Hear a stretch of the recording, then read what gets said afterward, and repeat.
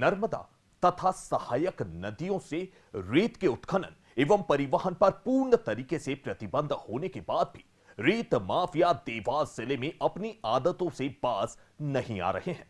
ऐसा ही एक मामला देवास जिले के नेमावर के नर्मदा तट से लगी रेत खदानों पर देखने में आया है। यहाँ पोकलेन मशीनों के साथ ही जेसीबी एवं नाव के द्वारा रेत का अवैध उत्खनन किया जा रहा है और डंपरों में भरकर रेत महानगरों तक पहुंचाई जा रही है। जिम्मेदार विभागों का इस ओर ध्यान नहीं होना कई शंकाओं को जन्म दे रहा है। अब सवाल ये उठता है कि आखिर ये रेत किसकी शह पर निकाली और परिवहन की जा रही है। यदि रेत के उत्खनन और परिवहन पर रोक लगी है तो फिर ये रेत कहां से आ रही है। सवालिया निशान प्रशासन की व्यवस्था पर भी उठ रहा है कि आखिर खनिज, आरटीओ और पुलिस प्रशासन इन पर कार्रवाई क्यों नहीं कर रहा है। प्रशासन इन रेत माफियाओं के सामने पंगु बना क्यों बैठा है। जिम्मेदारों से जब इस संबंध में जानना चाहा तो उन्होंने कहा कि आपके द्वारा हमें जानकारी मिली है, इसकी जांच की जाएगी, इसके बाद ही प्रशासन कोई कार्रवाई करेगा। ये आपने बताया है, पहले जब मेरे पास शिकायत आई थी तो अचानक एक दिन मैंने जांच की थी जाके, तो उस समय मुझे कोई अवैध उत्खनन होते हुए नहीं पाया गया था।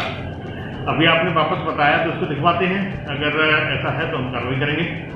ये नाव के द्वारा रेत निकाल करके अवैध स्टॉक किया जा रहा है ठेकेदार के द्वारा, जिसके कि मैंने बताया कि मैं एक बार जांच करने गया था, स्वयं गया था मैं करीब 20-25 दिन पहले, तब भी ऐसी शिकायत मिली थी मेरे को। उस समय ऐसा नहीं मिला था मेरे वहाँ मौके पे मुझे। अगर ऐसा है तो मैं जांच करता हूँ और अचानक जांच करूँगा, कुछ मिलेगा तो बस कार्रवाई करेंगे। खदान पे पोकलेन मशीन और जेसीबी से भी चलाया जा रहा है खदान, निकाले जा रहे हैं तो कार्रवाई जरूर की जाएगी। सर प्रशासन मौके पे पहुंचता, लेकिन प्रशासन के वापस लौटते ही सर वापस कारोबार चालू हो जाता है। मैं तो एक दिन अचानक गया था, किसी को कोई सूचना भी नहीं दी थी मैंने, अपने स्टाफ को भी नहीं बताया था। उसके बाद मेरे को कुछ नहीं मिला।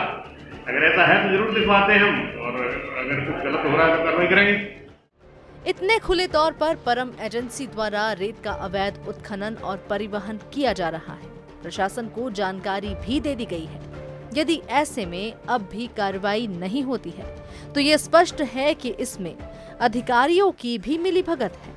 इसी सिलसिले में हमने बात की हमारे संवाददाता सुनील जैन से। ये जो परिवहन किया जा रहा है, इसमें देखने में आ रहा है कि ये नर्मदा नदी है उसे पोकलेन से छलनी किया जा रहा है, जबकि प्रशासन द्वारा इस पर पूरी तरीके से प्रतिबंध लगाया जा चुका है और मुख्यमंत्री साफ तौर पर कह चुके हैं कि उत्खनन में पोकलेन मशीनों का इस्तेमाल नहीं किया जाए। उसके बाद भी खुलेआम इस तरह का पोकलेन मशीनों द्वारा खनन किया जा रहा है। फिलहाल तो खनन पर और परिवहन पर ही रोक है। उसके अलावा एक कदम और आगे बढ़ के परम एजेंसी द्वारा जो ये पोकलेन मशीनों से छलनी किया जा रहा है और इस पर प्रशासन का जो उदासीन रवैया देखने को सामने आ रहा है, इसके पीछे की क्या वजह हो सकती है सुनील?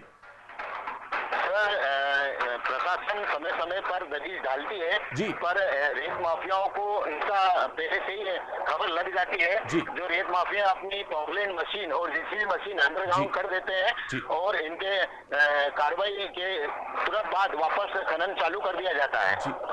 कहीं ना कहीं इनमें जो रेत माफिया है और प्रशासन के जो लोग हैं, इनमें कहीं ना कहीं गठजोड़ की बातें भी निकलकर सामने आ रही हैं सुनील। हाँ सर, बराबर आती है, क्योंकि जब ये रोड पे थाने के सामने से डंपर निकल रहे हैं, है ना, और ओवरलोड डंपर निकल रहे हैं, ना तो आरटीओ कार्रवाई करता है, ना ही पुलिस प्रशासन कार्रवाई करती है, ना ही इस ओर ध्यान देती है। तो कहीं ना कहीं ये दिखता है कि सर कहीं ना कहीं साठगांठ जरूर है, क्योंकि इतना बड़ा कारोबार बिना साठगांठ के नहीं चल सकता। सुनील, आपकी किसी प्रशासनिक अधिकारी से वहां पर बात हुई इस बाबत?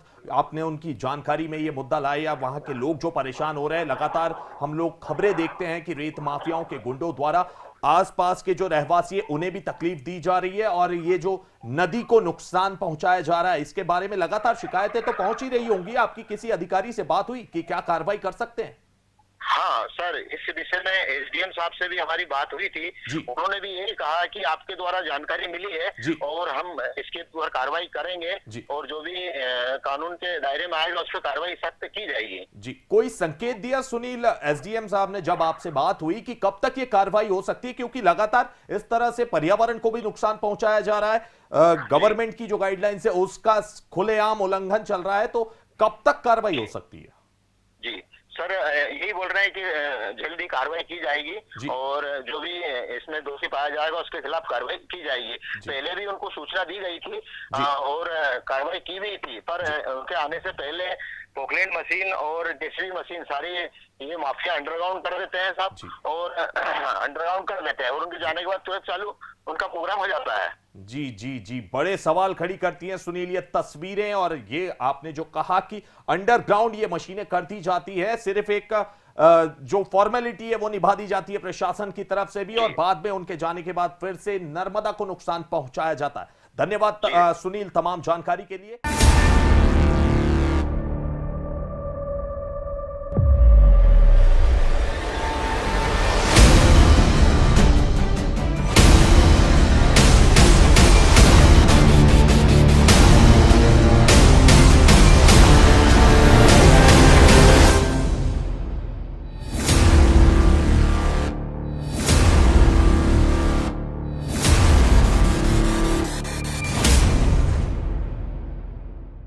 प्रशासन ने खनन पर पूरी तरीके से रोक लगा दी है।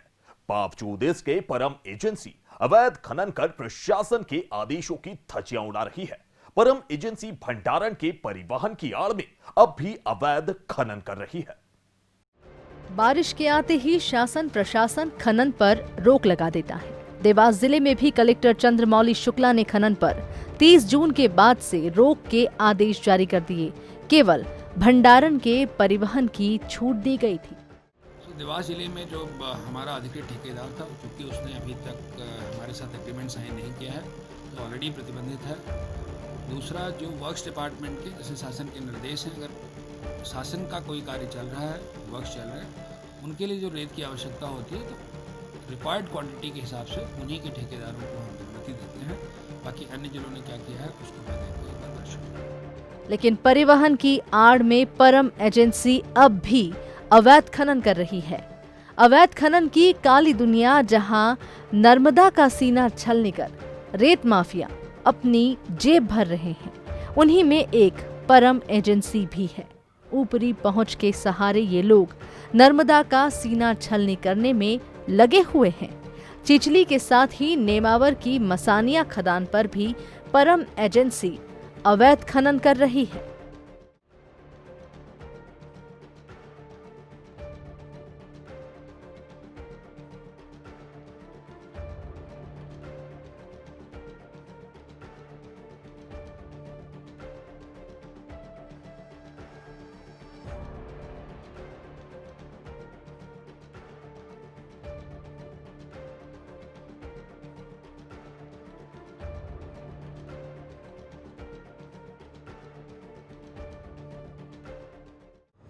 परम एजेंसी के कर्ता धर्ताओं ने प्रशासन से ऐसे सांठगांठ कर रखी है कि किसी को ये अवैध कारनामा दिखाई ही नहीं देता। भ्रष्ट अधिकारियों की शह में पल रहे ऐसे रेत माफिया जमीनों की छाती को भेदकर दिन रात मोटी कमाई कर रहे हैं और अवैध खनन के जाल को और फैलाते जा रहे हैं। Bureau report, Digiana news, Nemawar.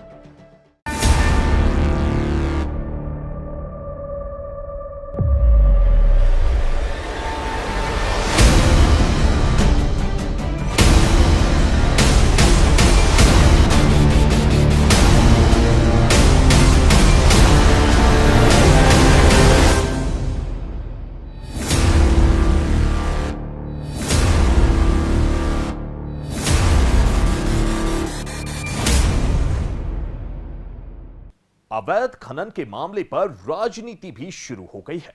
पूर्व मंत्री और कांग्रेस नेताओं ने अवैध खनन के लिए शिवराज सरकार को जिम्मेदार बताया है। पूर्व मंत्री पीसी शर्मा ने तो यहां तक कह डाला कि सरकार अवैध उत्खनन नहीं रोक पाएगी। वहां भी हुआ, ये होशंगाबाद गुन्नी में भी हुआ, बीच में उसके पहले बैतूल में हुआ था। तो ये इसमें मामला ये है कि भारतीय जनता पार्टी से जुड़े हुए इनके नेता और लोग यही अवैध उत्खनन कर रहे हैं और वो अपनी दबंगाई वहाँ पे बताते हैं और इसलिए ये कहते हैं कि हमको हक है इसका और वो हमला करते हैं। और मैं सोचता हूँ कि सरकार नहीं रोक पाएगी।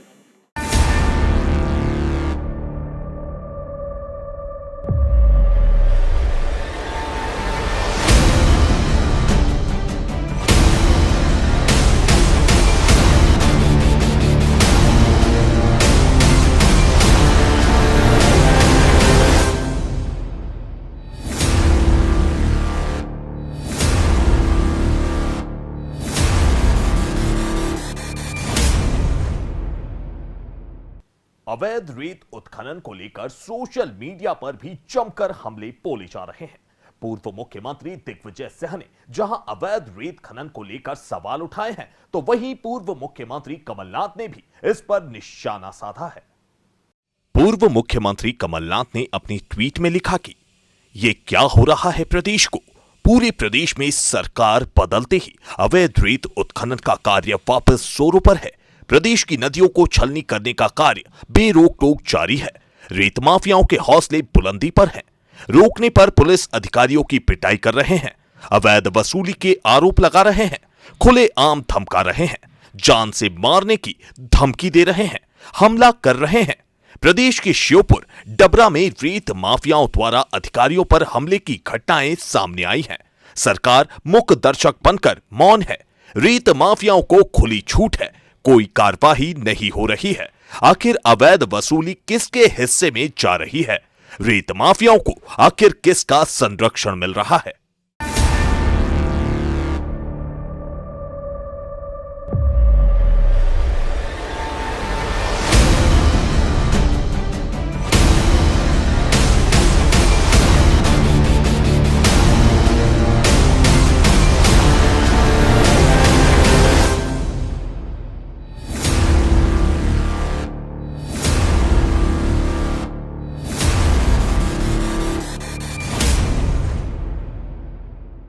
और प्रदेश भर में जारी रेत के अवैध उत्खनन पर और इस काले कारोबार पर ज्यादा चर्चा के लिए हमारे साथ मौजूद हैं डिजियाना न्यूज के एडिटर इन चीफ डॉक्टर प्रतीक श्रीवास्तव। जी प्रतीक जी, सबसे पहला सवाल मेरा यही होगा कि ये उदासीनता की आखिर वजह क्या है? लगातार फुटेजेस सामने आ रहे हैं, तस्वीरें सामने आ रही है कि रेत का अवैध तरीके से उत्खनन किया जा रहा है प्रशासन की रोक के बावजूद। उसके बाद भी प्रशासन द्वारा कोई कड़ी कार्रवाई अभी तक हमें देखने को क्यों नहीं मिल रही है? क्या प्रमुख वजह क्या हो सकती है इसकी? देखिए, आपने नीतीश जी अपने सवाल में ही जवाब दिया है कि जी प्रशासन द्वारा कोई कड़ी कार्रवाई नहीं की जा रही है। तो ये अवैध उत्खनन का सबसे बड़ा कारण तो यही है कि बिल्कुल साफ तौर पे ये प्रशासन की नाक के नीचे जी खौड़ा, उसका साफ और सीधा और बहुत स्पष्ट कारण ये है कि प्रशासन और जो एजेंसी है, परम एजेंसी जो अवैध उत्खनन कर रही है, उसके बीच में एक साठ घाट है, उसके बीच में एक याराना है। उस याराना के चलते ही हो रही है और परम एजेंसी के इतने हौसले बढ़ गए हैं कि वो अवैध उत्खनन कर रही है एनजीबीटी की रोक के बावजूद, प्रशासन की रोक के बावजूद। अब साफ है कि जब आप ट्राई नहीं कर सकते हैं, ये फुटेज जो हमने दिखाए हैं ये आज ही के फुटेज है। हमारे संवाददाता नेवावर स्थित हमारे संवाददाता सुनील जैन जी मौके पर उन्होंने बहुत रिस्क लेकर अपनी जान को जोखिम फुटेज बनाए हैं सुनील जैन ने, और उनको वहां पर काफी विरोध का सामना भी करना पड़ा, उनके साथ हुज्जत भी हुई, अभद्र व्यवहार भी हुआ। बावजूद इसके उन्होंने ये शॉट्स बनाए हैं और उसके बाद इन शॉट्स से बहुत स्पष्ट है कि पोकलेन मशीनें वगैरह वहां पर हैं, अवैध उत्खनन हो रहा है, अवैध खनन हो रहा है। और आप खुद कह रहे हैं कि प्रशासन को इसकी जानकारी है। आपने खुद ने कहा कि प्रशासन की जानकारी में होने के बावजूद ये जो नहीं रुक पा रहा है, तो इसका बहुत ही साठघाट, मिली भगत नजर आ रहा है। जी प्रतीक जी, देखने में आ रहा है कि अब विपक्ष ने इस पर प्रमुख रूप से अब इस पर आपत्ति दर्ज करवाई है। पिछले दिनों देखने में आया था कि कमलनाथ जी ने एक ट्वीट किया था कि ये रेत के अवैध उत्खनन पर किस तरह से ये काला कारोबार पूरे प्रदेश भर में जारी है। उन्होंने इसको लेकर सीधे बीजेपी सरकार पर निशाना साधा था। उसके बाद पीसी शर्मा ने प्रेस कॉन्फ्रेंस में पीसी शर्मा का एक बयान सामने आया था कि ये भाजपा की मिली भगत से ये कार्य किया जा रहा है या भाजपा जो सरकार है कहीं ना कहीं इन्हें बढ़ावा दे रही है। तो इस तरह के जो आरोप है, कितना कुछ नुकसान पहुंचा सकते हैं जो सरकार की छवि अभी बनी हुई है? देखिए, शिवराज सरकार काफी अच्छा काम कर रही है, खासकर कोविड-19 में कोरोना को लेकर शिवराज सरकार ने बहुत ही बढ़िया काम किया है, इस बात से इनकार नहीं किया जा सकता। शिवराज जी ने बहुत मेहनत की है, इसीलिए वो खुद भी कोरोना से पीड़ित हो गए हैं। लेकिन जो ठेकेदार और प्रशासन की साठगांठ है, इसकी वजह से निश्चित रूप से शिवराज सरकार की छवि खराब हो रही है। पहले भी शिवराज सरकार के ऊपर अवैध उत्खनन के आरोप लगते रहे और ये कांग्रेस हमेशा से आरोप लगाती रही है।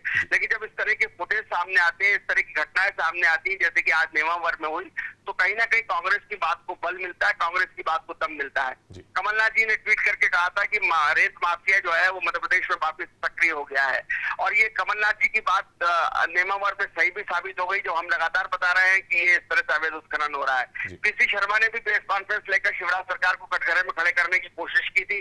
पीसी शर्मा पूर्व मंत्री है, कांग्रेस के वरिष्ठ नेता है, उन्होंने भी आरोप लगाया था कि रेत माफिया सक्रिय है मध्य प्रदेश में, और उन्होंने नेमावर का भी उल्लेख किया था। खासतौर पर उन्होंने कहा था कि नेमावर पे इस तरह की खुदाई चल रही है, लेकिन जिला प्रशासन उसको रोक पाने में नाकाम रहा है, असफल रहा है, और हमारे सामने घटनाक्रम है कि वहां पर खुदाई चल रही है। और इसलिए जो मैं कह रहा हूँ कि शिवराज सरकार जो अच्छा काम कर रही है, जो अपनी इमेज बिल्डअप करना चाहती है, अपनी छवि बनाना चाहती है, और कोरोना में जो शिवराज सरकार का अच्छा काम है, या किसानों के लिए शिवराज सरकार ने जो योजनाएं बनाई है, अभी नई तरह से शिवराज सरकार चाह रही है कि 2 लाख रुपए तक का किसानों का कर्जा माफ हो, जो गेहूं की खरीदी में रिकॉर्ड उत्पादन हुआ, गेहूं की रिकॉर्ड खरीदी की गई, एक दाना शिवराज सरकार ने खरीदने की कोशिश की गई है, किसानों के खाते में फसल बीमा योजना का पैसा डाला गया है। ये तमाम बड़े अच्छे काम है, लेकिन कुछ जिलों में जो अवैध उत्खनन हो रहा है, नर्मदा को जो छलनी किया जा रहा है, उससे शिवराज सरकार की छवि खराब हो रही है। और ये जिला प्रशासन को समझना चाहिए कि जिला प्रशासन की लेटलाली से, जिला प्रशासन की उहापोह से, जिला प्रशासन की उदासीनता से, जिला प्रशासन की मिलीभगत से, जिला प्रशासन की साठगांठ से शिवराज सरकार बदनाम हो रही है। मैं फिर कह रहा हूँ कि जिला प्रशासन की साठगांठ से शिवराज सरकार बदनाम हो रही है। शिवराज सरकार की बदनामी का कारण अगर कोई है तो वो जिला प्रशासन और परम एजेंसी की साठगांठ है, मिलीभगत। जी, ये जो जिला प्रशासन की उदासीनता सामने आ रही है, नेमावर में जो अवैध रेत उत्खनन है, साफ तस्वीरें हम दिखा रहे हैं। ये आगे आने वाले उपचुनाव में कितना बड़ा मुद्दा बन सकता है, इसे विपक्ष कितना बड़ा हथियार बनाकर इसका प्रयोग कर सकता है? देखिए, अवैध उत्खनन का मामला निश्चित रूप से बहुत बड़ा मुद्दा बनेगा। हाटपिपलिया, जो कि देवास जिले का मामला है, हाटपिपलिया में चुनाव होना है देवास जिले में, वहां भी ये बड़ा मुद्दा बनेगा। नर्मदा माई है, माता है, नर्मदा की बहुत पूजनीय है वहां के लोगों में, तो हाटपिपलिया में ये बड़ा मुद्दा बनेगा, क्योंकि नेमावर बहुत पास में ये मुद्दा नहीं बनेगा। शेडोल में भी चुनाव होने जा रहे हैं, अनूपपुर में, जहाँ बिसाऊलाल सिंह को चुनाव लड़ना, वहां से भी नर्मदा जी है, वहां भी। अब इसके अलावा अवैध उत्खनन का मामला जो है वो भिंड मुरैना में रेत माफिया सक्रिय है। भिंड मुरैना में भी बहुत बड़ा मामला है। भिंड मुरैना चंबल की 16 सीटों पर उपचुनाव होने जा रहे हैं, वहां पे भी ये बड़ा मुद्दा बनेगा। तो ये रेत माफिया का जो घटनाक्रम है, ये हमेशा से बड़ा मुद्दा बनता है, और उपचुनाव में निश्चित रूप से बड़ा मुद्दा बनेगा। लेकिन मैं एक बात और आपको ये बताना चाहता हूँ कि दिग्विजय सिंह ने अभी जब आरएसएस प्रमुख मोहन भागवत थी भोपाल में 3 दिनों, तब दिग्विजय सिंह जी ने एक बड़ा अच्छा ट्वीट किया था। उन्होंने ट्वीट करके कहा था कि भाई आप बुधनी से लेकर चले जाए नसरुल्लागंज तक, पूरा सीहोर और बुधनी तक चले जाए आप, तो आपको नसरुल्लागंज से बुधनी तक चले जाएं और वहां रास्ते भर आप देखते हुए जाएं किस तरह से नर्मदा का अवैध उत्खनन हो रहा है। और उन्होंने आरएसएस प्रमुख परम आदरणीय माननीय मोहन भागवत जी से भी कहा था कि आप अपने जो संपर्क है, आपके जो स्वयं सेवक, उनसे पूछिए कि रेत माफिया और अवैध उत्खनन किस तरह से जारी है। तो ये बहुत ही तीखा हमला दिग्विजय सिंह ने किया था। मैं यही कहना चाहता हूँ कि शिवराज सरकार जी के इतने बढ़िया काम है।